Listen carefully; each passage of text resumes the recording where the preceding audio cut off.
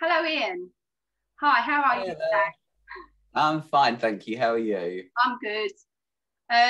So you have recently, well, it was out. When was the Zen and the Lonely Fisherman out? Was it this year?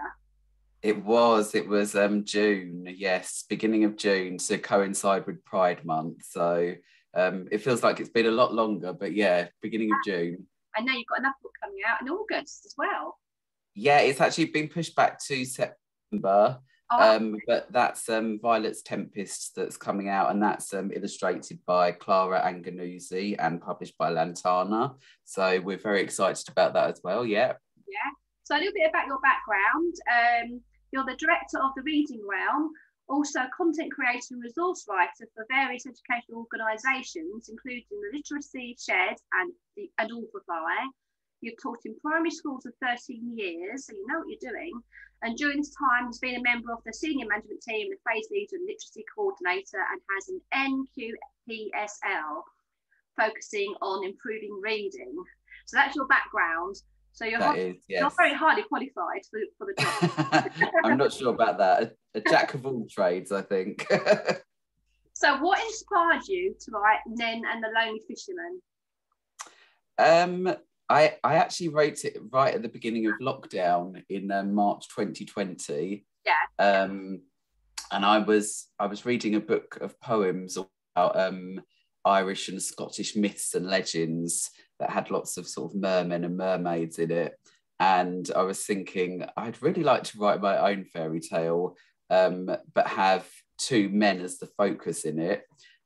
Because when you think about it, fairy tales have always got a princess and a prince, and a princess running off with a prince happily ever after. And we never really see any other relationships in fairy tales. And so I thought, yeah, I thought I'd love to try and do that. And I wrote it really quickly in sort of a fit of inspiration at the beginning of lockdown and started sending it off to publishers. And the rest, as they say, is history. Yeah. It got picked up by a publisher called Owlett Press, who are absolutely fantastic. And we worked together for quite a long time, refining the manuscript and editing it and everything. And then we got James Mayhew on board, who's the illustrator. And yeah, Nen and the Lonely Fisherman was created. So a real labour of love. And I think also what inspired me as a child, I used to love mermaid stories. I was absolutely fascinated, and I loved fairy tales as well. And I used to write my own fairy tales all the time, and I used to write stories about mermaids and things. I think I've got my mum to thank in that she took us to see the Disney version of The Little Mermaid. And when I was very little at the cinema, I remember seeing it and being absolutely sort of enthralled and amazed. So I think it's a combination of life experiences that inspired it, and also wanting to do something productive during lockdown as well. yeah, that's fantastic. Oh, are your family pleased? I'm excited for you. Yeah, they're really pleased. It's really lovely to be able to sort of share it with nieces and nephews and see sort of the kids in the family reading it and enjoying it. So yeah, it's lovely. It's been really really exciting. It's a bit of a whirlwind because you sort of in publishing you work behind the scenes, really sort of quietly with editors and designers and illustrators and things, and nothing sort of seems to be happening for quite a long time because you're sort of refining things and what have you. And then suddenly your book comes out and you've got, press conferences and reviews and all sorts of events and stuff. So it's really exciting. It's very overwhelming as well, I think. You were very busy, weren't you? And you had Stephen Fry narrating the story. That must have been a fabulous perk for you. That's Oh, fantastic, it wasn't it? was it was absolutely amazing. They sent him a copy of the picture book and he absolutely loved it, and agreed to do a audio recording of it. So we had a listening party on Instagram, and I hadn't, neither myself nor James, the illustrator, had actually heard it before the listening party. They wanted to keep it as a surprise for us. So we first heard it when everyone else heard it, and it was just absolutely amazing. He just brought it to life so beautifully. Yeah, I heard it as well. Yeah, it was really moving and exciting. Yeah, it was really special part of the publishing process. Awesome. So are your characters based on anybody you know? Well, I think Nen is perhaps a little, I think they're both a little bit of me, really. Nen loves exploring and is very stubborn and ignores his father and goes up to the surface, and I don't tend to listen to any advice myself, and I'm quite stubborn as well. So I think that part of me is in Nen.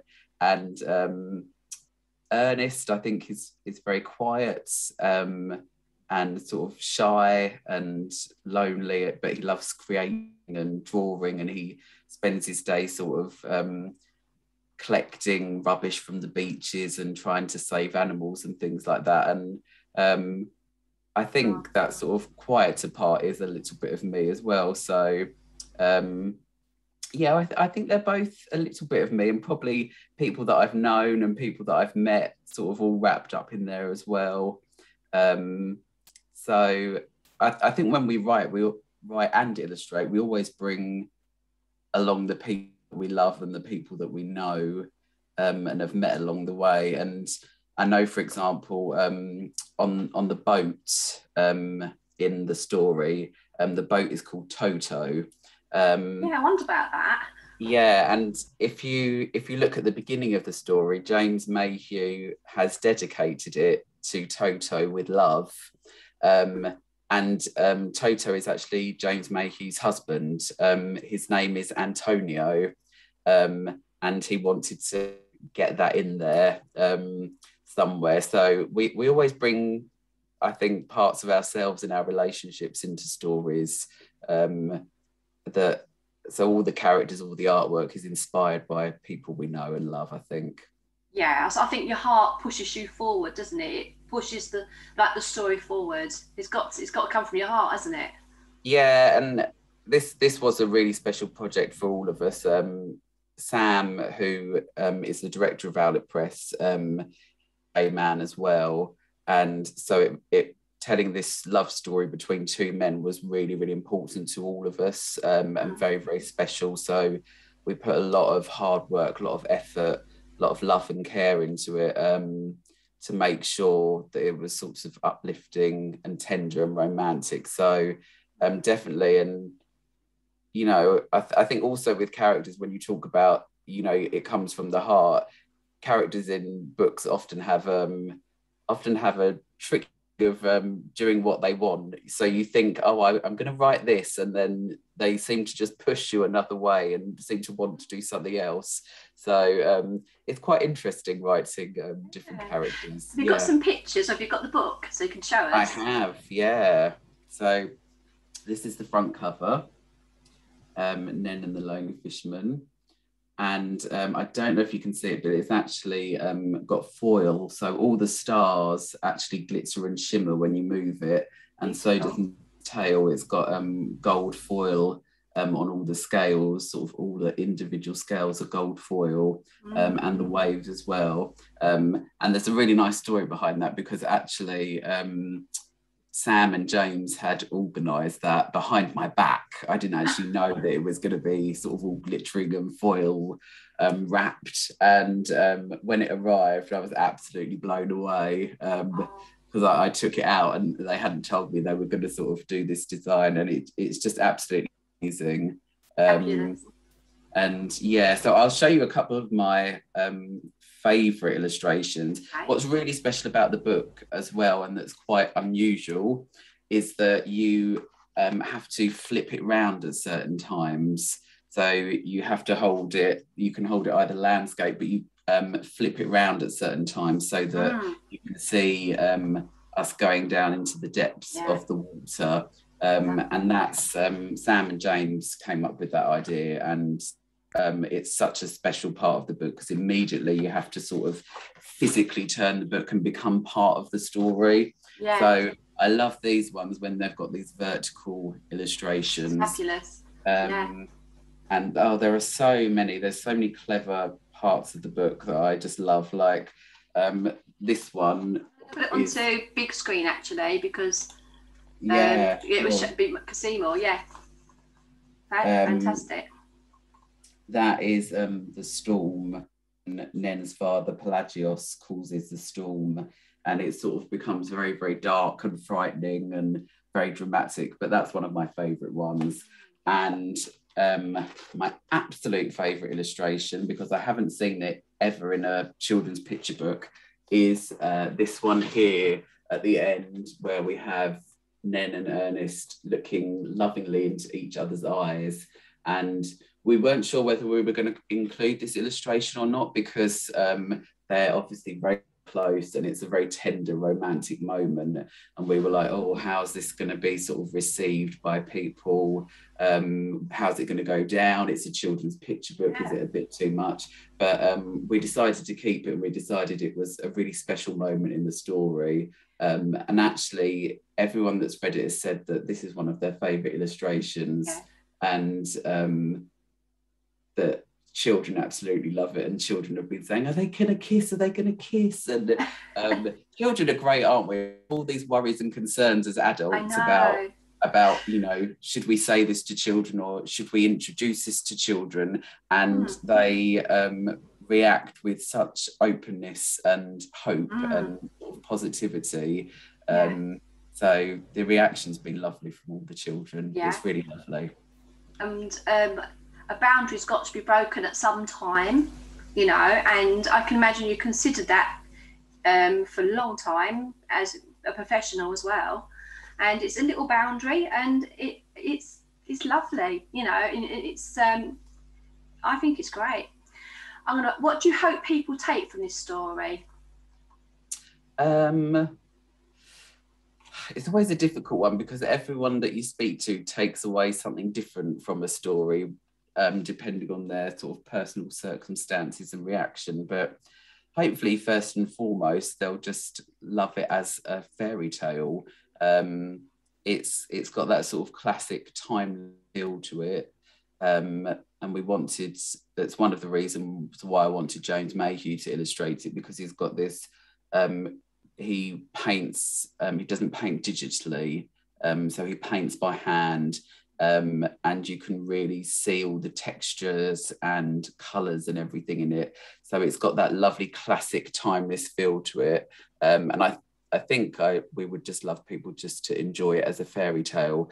But also, I think we had a lovely review from the Book Trust and some other sort of national papers and things like that have said that it was quietly revolutionary, and that was really lovely. It's a sad state of affairs when a picture book that's got two men in love in it is sort of a big deal.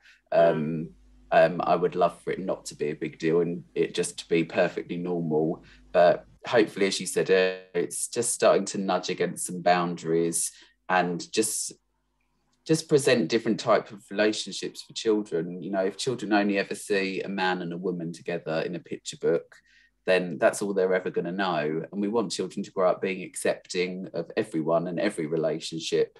And, you know, I think we presented their relationship in a very age-appropriate manner. So hopefully it's just a story filled with love and hope. People enjoy it and enjoy sharing it, really. Excellent. So as we're talking about a children's book here, have you a favourite childhood memory? Favourite childhood memory? Oh, so many. So we used to go away camping every year to somewhere in Norfolk.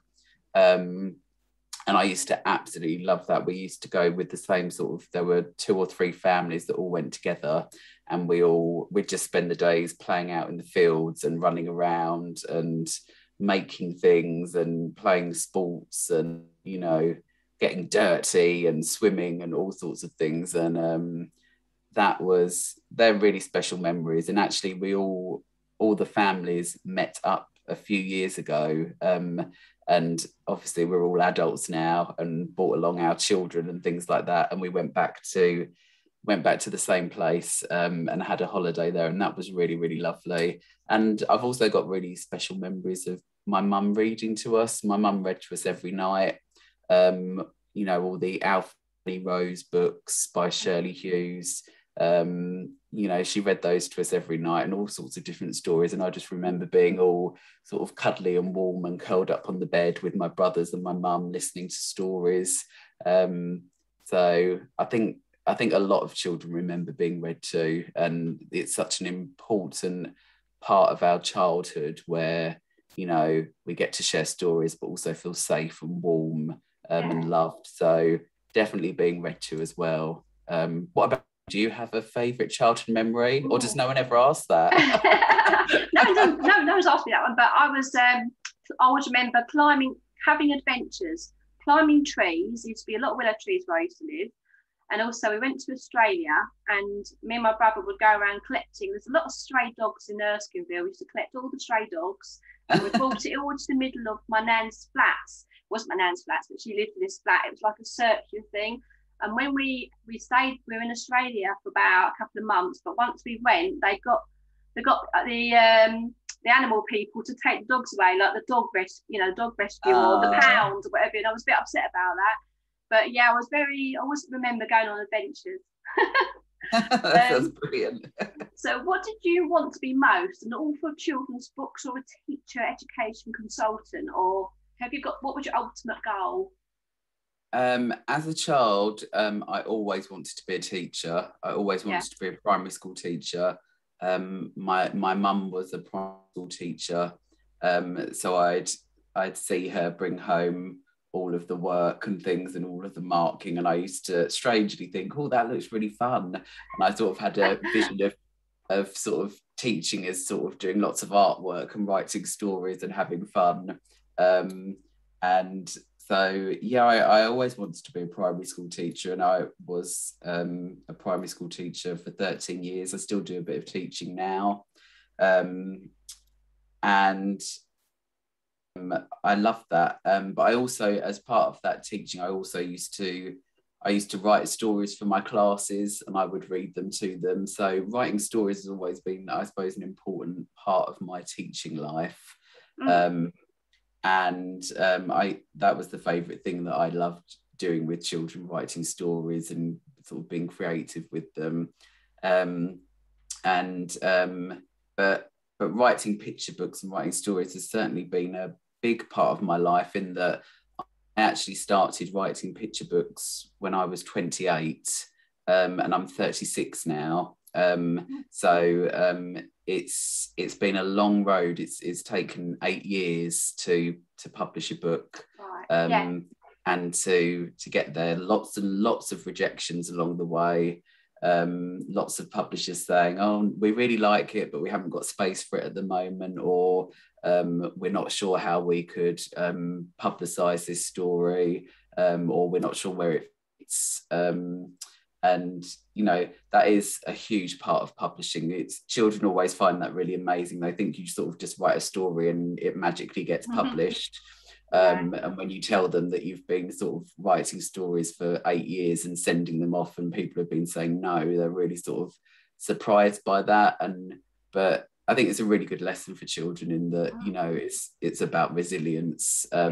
It's, you know, and even now, having 2 books being published, I still send things and people say, no, thank you, we can't publish this at the moment. I think what's really important for your mindset is to think you haven't been rejected as such. This publisher or this agent just doesn't connect with your story, and another publisher or agent might connect with your story. So you just have to keep going and sending off and being very, very annoying, sending off lots of emails and requests and things. But well done you for persisting. Wow, that's a long time. It's great that you've persisted.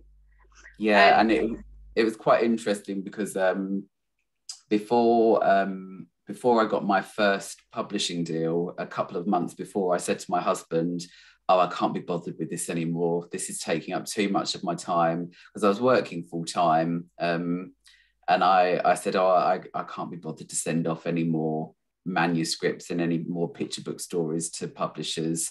I'm just going to knock it on the head. You know, I've been doing this for 8 years now and not getting anywhere. And he said to me, oh, just keep going, like, just keep going, you'll get there. And I was like, oh, I'll send off a few more. And then lo and behold, a few months later, I had a publisher saying, yes, we'd love to publish your story. So it just goes to show you never know how close you are to achieving that thing. But that was a valuable lesson for me, because I was so close to just going, oh, I can't be bothered anymore. This is taking too much time. So yeah, a long road, but we got there in the end. I've got a few more questions. So if you weren't an author of a children's book or a teacher, education consultant, what would you be? Oh, I'd probably be something like, I quite like art. I used to love painting as a kid and drawing, and I did art at A level, and I used to go to life drawing classes as well at university. So maybe something painting or drawing, something artistic maybe. Possibly. I don't know really, because like, I wanted to be a teacher, and I got that dream come true really. So it's I think it's odd for, I don't know, as a child, like, I was always very sure that I wanted to be a teacher, and that's what I wanted to do. Like, I talk to kids now and they say like, oh, I might be a vet, or I might be an astronaut, or I might do this, which is wonderful, but I just always knew that I was going to do teaching. So that's what I worked towards. So I don't know, because I don't know if I'd be any good at anything else really. I always think like, oh, I could try that, and I think no. So I do as well on the side. I teach yoga. Oh yes, which I heard about this really actually. So I teach yoga on the sort of a couple of times a week, and really enjoy that. So maybe something to do with yoga and teaching yoga, maybe. I'm not sure. You know what? We knew me, we've got quite a lot in common actually.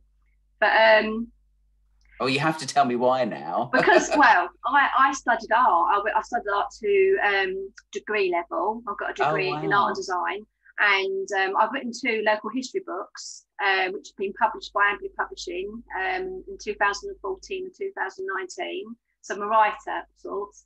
I have a dream to do children's books. Maybe it might just be illustration, but to write or to illustrate. But I can illustrate. So I haven't really pursued it, and I'm 55. But who knows? Like you say, never give up. No, never give up. And lots of people get into publishing not later on in life, because it's not like 55 is not late. You know, lots of it doesn't happen straight away. And like for me, when I was 28, I was sending off the same story again and again for about a year and a half, 2 years.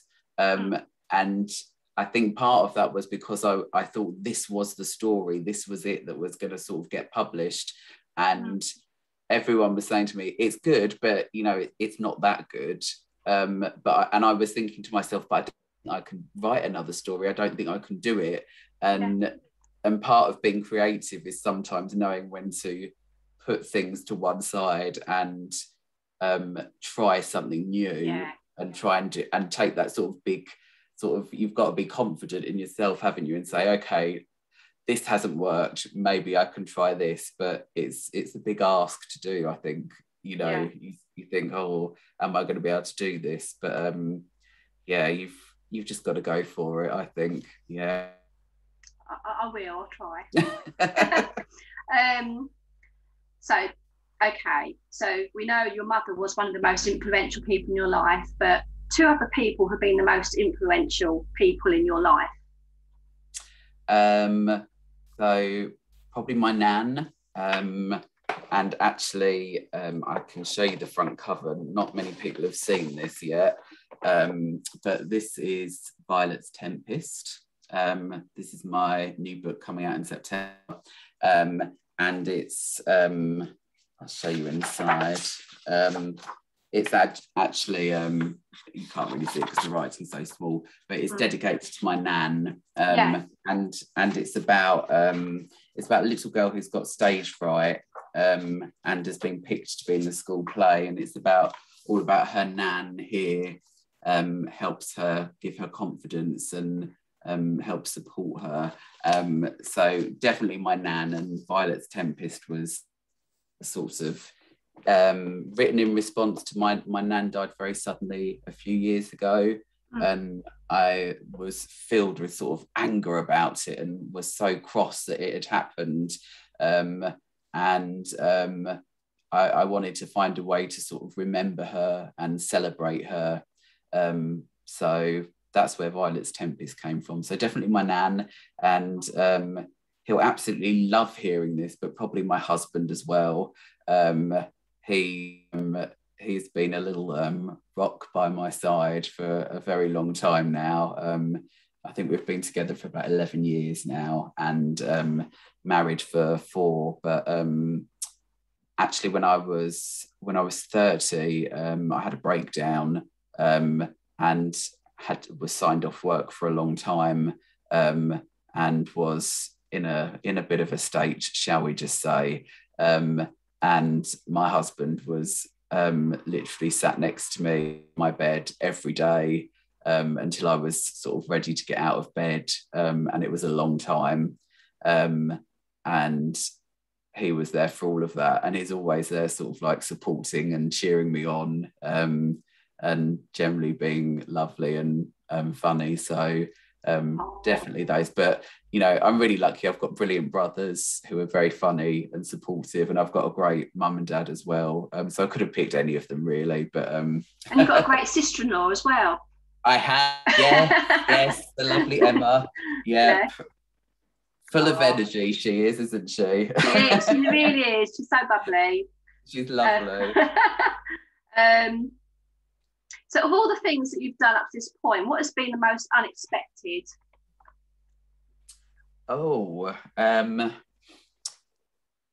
Probably adopting a child. I remember my little brother asking me when I was 12 and we were on the plane to Tenerife. My little brother said to me, "Do you want children?" And I said no. Not because I didn't want children, but because back in the 90s, even though it wasn't that long ago, we were coming out of the shadow of something called Section 28, and I won't patronise your listeners or anything, but Section 28 was legislation that meant that schools were not allowed to promote homosexuality. So no one knew, like no one my age as a sort of 12, 13 onwards, we didn't know anything about being gay. It was just something that was surrounded with sort of shame and fear, and that wasn't talked about. So I didn't really ever imagine that I'd never thought that I'd be able to get married or have children or anything like that. I sort of associated being gay with sort of alone and being an outcast on, outside society. That's all we really knew.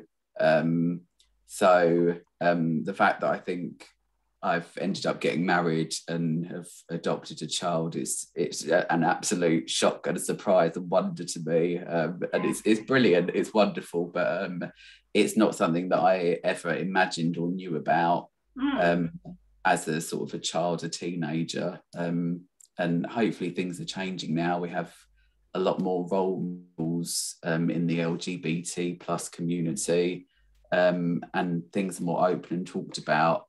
But there's still an awful long way to go. So, okay, if you could go back and give your 11-year-old self a bit of advice, what would it be?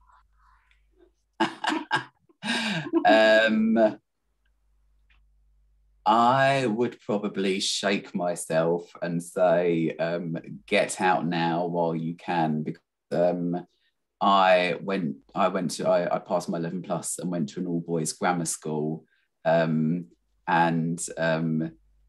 it was one of the most disgusting and vile and homophobic places you could ever imagine. I experienced some pretty awful things there that I should never have experienced.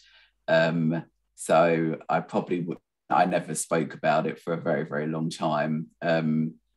And I just thought it was part of being a gay teenager and a gay guy, that those sorts of things would happen to me and that people would treat me in certain ways. And so I would probably shake my 11-year-old self and say, this is not normal. This is not what happens. You do not deserve to be treated like this. Tell someone, go and tell an adult, and get out, because it's going to ruin you. Wow.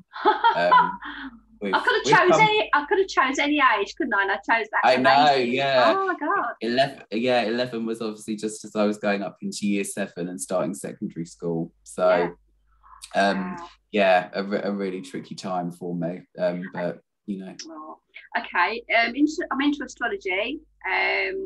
So, what star sign are you? And do you think it's true, or do you think it's a whole load of rubbish? Well, you'll have to help me here because I'm Gemini, but I don't really know what that means. I know it's something associated with twins, isn't it? But you'll have to help me out in terms of what that means. Gemini is ruled by Mercury, and Virgo and Gemini are both ruled by Mercury. Mercury, like, you have to imagine, very quick, very bright, great at communication, great at talking. You're probably in your perfect role as a teacher. And they also say the male-female thing with the twins as well. The sort of, the two sides, the male and the female side. Right. So do you think you're a typical Gemini, or I suppose you don't know, if you don't know enough about astrology, you wouldn't really? Yeah, I don't know really. I used to be quite interested in it, and it's quite when I was younger and used to go clubbing and things like that, I was in a club and a guy came up to me and was like, "Hi, how are you?" And I was like, "Yes, I'm fine, thank you." And he said to me, "Oh, what star sign are you?" And I was like, "Okay, this is the weirdest pickup line ever." And I said, "Oh, I'm Gemini." And he was like, "Oh, that means you're two-faced," and walked away. And that was it. So that's all I know about star signs. And I was like, okay. My best friend's a Gemini. And I think the wonderful thing about Geminis is they have such a full range of knowledge and passion, and they're so friendly and sociable. I think it's lovely. Wonderful. Oh, I think I'm quite. I find sort of social situations quite stressful, and they produce quite a lot of anxiety in me, but I do like talking to people, and I like getting to know them and hearing about their lives and things. So maybe that part of me. They say they're people persons. People. yeah, possibly. I can see that.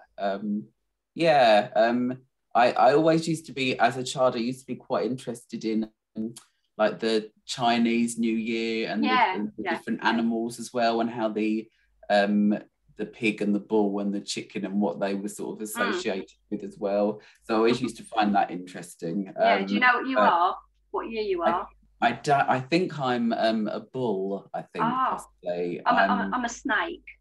Oh yeah. But it sounds awful, but it's not that bad. Yeah. So I found all of that interesting. But in answer to your question of whether I believe or not, it's not really. I don't know. It's not really anything I've ever really thought about myself. I used to quite enjoy reading the horoscopes as a teenager and thinking, okay, something's great. Something great. I don't believe them like ones you see in the magazines. I think it's just too general, and that can't be happening to all the Geminis in the country. That's they are very general. But, I'm gonna. Sorry, go on. Yeah, my last question is, what books do you recommend to parents of 4 to 12-year-olds, and what? That's the first question. It's a 2-part question. Yeah. So yeah. Oh, there are so many good books out there at the moment. If just to plug my website a little bit, if you go onto the Reading Realm website, I interview authors and illustrators on there, and we talk about all the books that are out at the moment. So there's a really wonderful one. I haven't read it yet. I've read some of it, called The Memory Thieves by Darren Simpson, and that's probably for 10 and 11-year-olds. And that's just come out this week. And there are so many.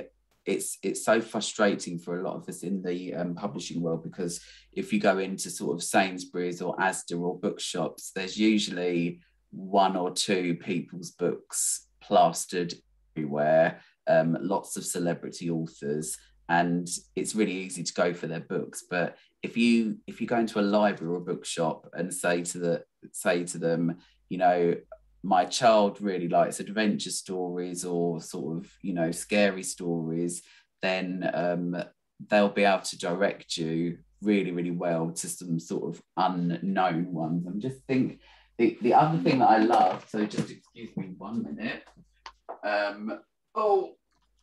I'll get here for you now. So I'm a big lover of poetry books. Yeah. And I think more children should read poetry books. So there's this wonderful book called Polka Dot Poems by Zara Whale and Lucy Wynne. And that's for younger children. And they're just such lovely, joyful poems, beautifully illustrated. So I would definitely recommend that. If you like spooky stories, then Phil Hicks is your man. He writes the Aveline Jones series, and his latest book, The Bewitching of Aveline Jones, is out now, and that's really spooky and scary and fun. And the last one that I'd recommend is by Richard Pickard, and it's called The Tentacle Boy, and it's about a haunted pier in a seaside town and a strange boy with crab claws for hands and tentacles, and it's a bit of a mystery story. So there's so many good books out there, but I would thoroughly recommend poetry books for children, and there's so many good poetry books out there. Joshua Siegel, Neil Zetzer, Liz Brownlee, Sue Hardy-Dawson, Coral Rumble, Matt Goodfellow, they're all amazing children's poets. And we must shout about our children's poets more, because when you're a picture book, for example, I often think of them as poems, because you're trying to include this sort of lyrical language in a very concise manner. And I think poetry books are brilliant for children. So there you go. That's my recommendation. Okay. My last question is, what would you suggest to inspire reluctant readers? Because a really interesting one there, because reluctant readers is an interesting description. If we let children read whatever they want to read, generally we don't actually have reluctant readers. It's what we classify as reading that perhaps needs to look at. Parents often say to me, oh, they won't read. I keep giving them books and they won't read. And then when you talk to them a little bit more, it turns out that their child really likes reading comic books, or they really like reading junior versions of newspapers and things, or they like reading manuals or Lego instructions. And when you point out to sort of people who say, well, they're not actually reluctant, they're actually reading in a different way, and they're reading different things to what you are expecting them to read. But I always say, there are two I always say that I used to say to parents who were worried about their children and not sort of getting that love for reading is, one, go and visit your local library and just give them time to walk up and down and explore the bookshelves and let them pick something. And don't say no to them. Just let them pick something wonderful and exciting that they're drawn to, whether you think it's what you'd like them to read or not. Libraries, if we don't use them, we're going to lose them. So go and visit your local library, I would say, absolutely. And the other thing is that's really important, as children get older, parents often expect their child to read to them, and a lot of parents say, oh, well, we stopped reading to them because they can read, but actually reading to children allows them to access all sorts of wonderful stories. So keep on reading to your child, no matter how old they are. Share a book together, even if they want to read independently. So say, for example, a child went into a bookshop and picked up Tentacle Boy. There's nothing wrong with picking up an extra copy and saying, oh, I'll read it with you at the same time and we can chat about it, or I'll read it after you and we can talk about it. So you've got to be a reading role model. Read with them, let them see you reading. My mum was a great reading role model for me. They still have bookcases full of books in their house, and they're full of crime thrillers. And my mum absolutely loves crime thrillers. And I really love crime thrillers as well, because I used to say to her, can I read some of these books? And she'd sort of direct me to the ones that were suitable. But I always used to see her reading, and I always thought, oh, that looks great. So be a reading role model, go to the library, and read them at night or whenever you can, and talk about books. Excellent. Well, that was fabulous, Ian. Thank you so much. That was a really fabulous interview, if you'd like to call it that. It's so great that you spent that time with me. Thank you so much. Thank you for having me. That's okay. Thank you for having me. It was lovely. It was really interesting to talk to you about the star signs and things. I've learned something new. Bye then. Bye. Thank you very much. Take care.